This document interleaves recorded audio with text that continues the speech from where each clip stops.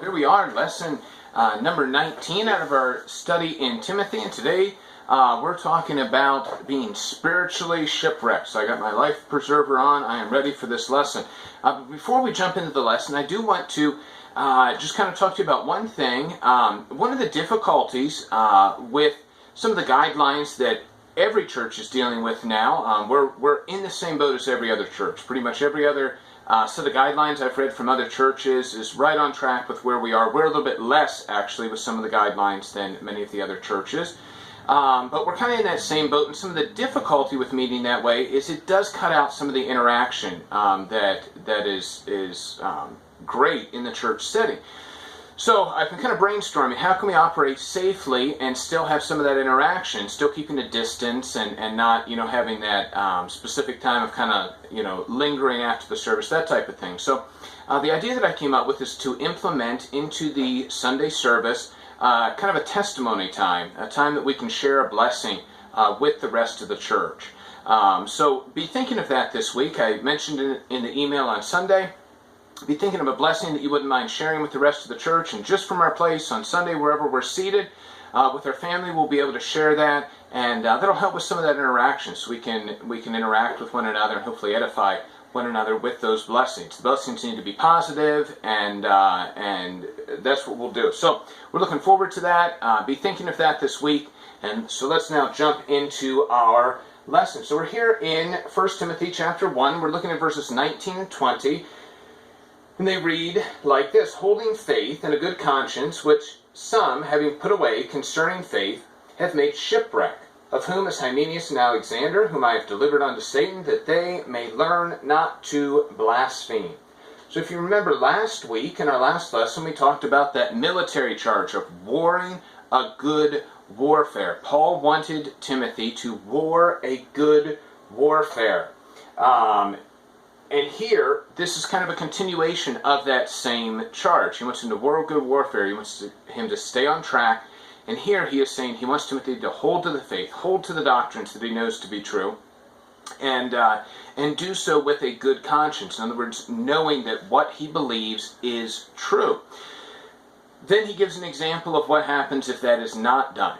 And he talks about being shipwrecked. And the idea here is that there are those that have known the gospel, they have not trusted in the gospel, and we want to be clear about that. These aren't believers, but these are people that have known the gospel. They've been in this church, they're leaders, and yet they have chosen to go a different direction. They've chosen to mix things in that don't belong with the gospel. And so that's what he's talking about here when it comes to holding the faith and holding it in good conscience. And he says these false teachers that are not holding their faith in good conscience are actually spiritually shipwrecked. They have wrecked their ships because they refuse to hold the faith, hold to the doctrines of Christ. And some have said that as Paul is talking about faith, he's talking about the mission that he wants Timothy to hold on to that mission that he's given. I lean towards the fact that he's talking about the doctrines that Timothy is to hold on to, because even at the end of the day, if it's his mission was to hold on to the doctrines of Christ. And so as we read this, that's kind of how we're interpreting it, I believe. Paul wants Timothy to stay the course, promote the truth, and he wants him to be aware of the spiritual shipwreck that comes from rejecting the truth.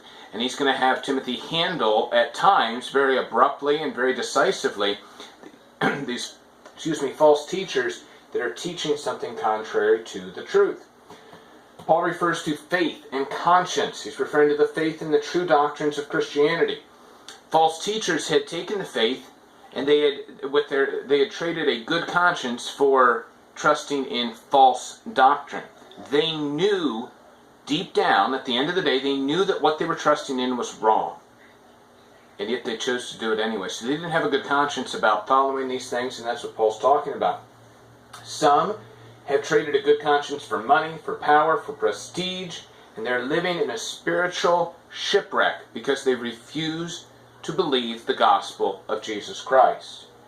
I want to read you a little bit of a commentary here about that. It says, the false teachers ignored their consciences and the truth, and as a result suffered shipwreck of the Christian faith, the true doctrine of the gospel, which implies severe spiritual catastrophe. This does not imply loss of salvation for a true believer, but likely indicates the tragic loss that comes to the apostate. They had been in the church, they heard the gospel, and rejected it in favor of the false doctrine. Apostasy is a turning away from the gospel, having once known it, and then turning away. So it's not talking about losing your salvation. It's rather talking about somebody that was never a Christian, but they knew the true gospel, and they rejected it. And Paul says, listen, these guys are shipwrecked. They are out there in the water. They need a life preserver on or something because they are in a bad state. In this passage, Paul names two of these different people, Hymenaeus and Alexander. We'll talk about them in a moment. I don't know if you've ever been in a shipwreck. I've never been in a shipwreck. I don't really like water all that much. I had a bad experience when I was a kid, and so I am very cautious on the water. That's why I have my own life preserver, because if I'm going near the water, I'm going to have that on. I'm going to be ready, because I can't really swim very good. So I want to make sure that I stay above water. One year, this was about 9 years ago, we decided to go camping. We were camping up at Pymatooning Lake, and one of the guys in the church suggested, he said, well, I have a canoe. You want to take it with you? And I've done canoeing before, and the canoeing that I've done has been on more of a river or a stream. You put the boat in, and sometimes it just kind of carries you. Sometimes you got to paddle, but just pretty still water moving in one direction. I've never canoed in a lake such as Pymatooning, and so we got up there. We had the canoe, and it was myself and my wife and her sister, and we all got in the canoe. And we push out into the water, and we get about 10 feet from shore, and I realize that I am in over my head. This is beyond my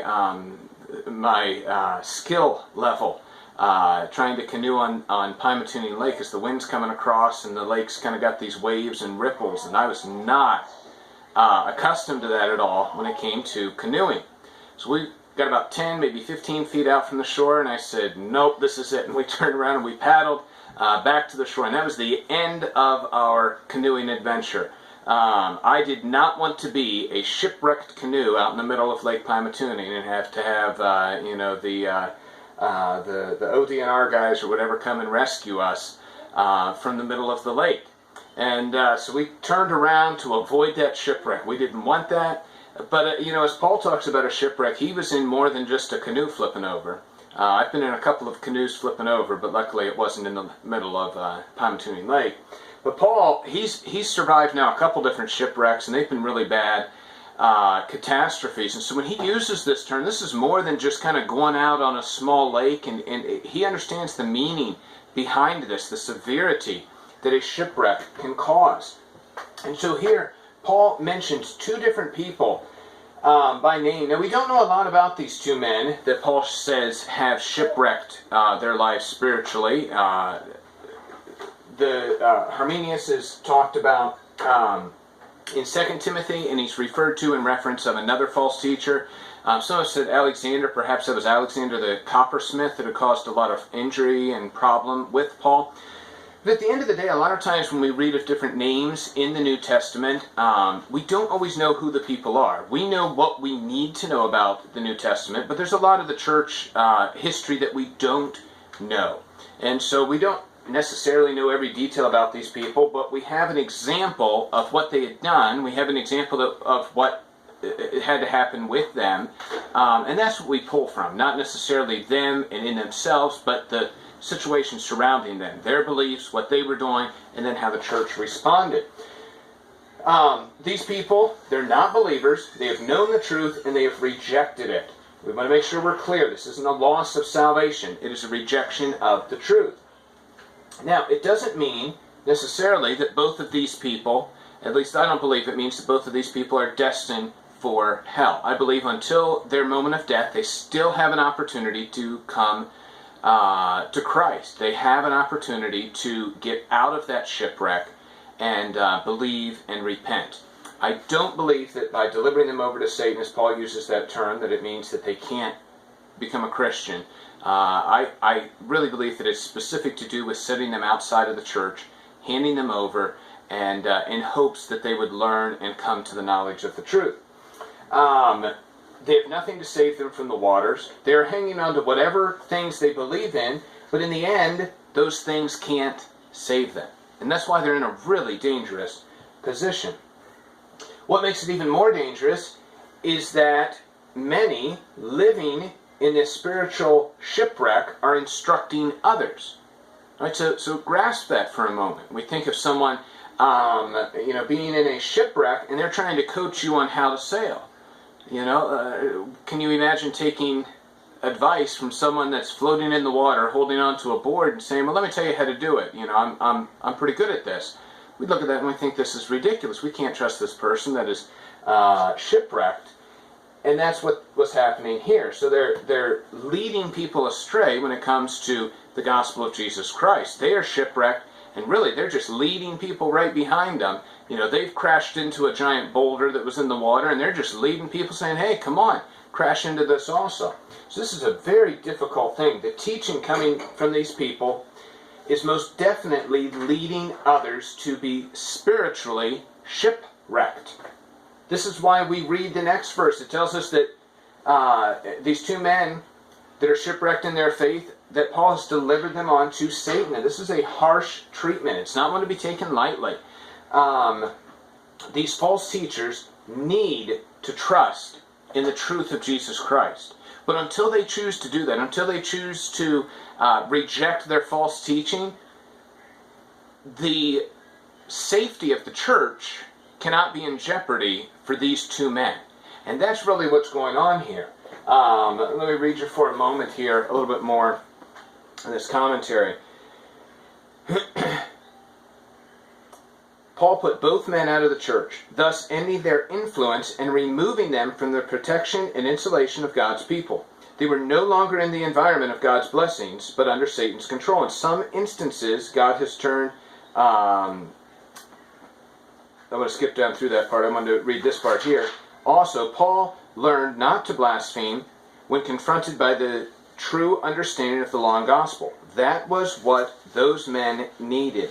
God, the inspired text seems to indicate, would teach them and show them grace as he did Paul, but that evangelistic work could not go on at the expense of the purity of the church. The hope is that these men would reject the false teaching and would turn to Christ. But while that was going on, they were going to be hurting the rest of the church. And so the safety of the church had to come first there in Ephesus.